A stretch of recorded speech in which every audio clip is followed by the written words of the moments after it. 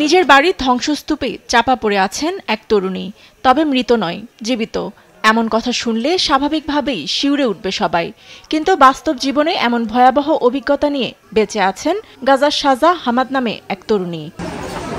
বুধবার ইসরায়েলি হামলার পর মধ্য গাজার নুসাইরতে একটি বাড়ির ধ্বংসস্তূপ থেকে উদ্ধার করা হয় তাকে।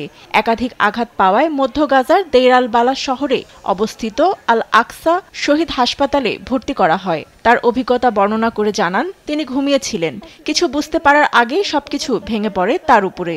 ভেবেছিলেন পরিবারের সবাই শেষ।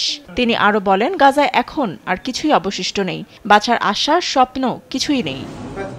উদ্ধার হওয়া তরুণীর বোন জানান, মধ্যরাতে বোমা হামলা হয় যখন সবাই ঘুমিয়েছিল।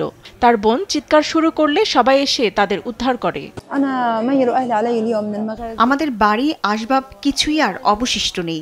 এই নিয়ে 14 বার আমি স্থানান্তরিত হয়েছি, আর শক্তি নেই।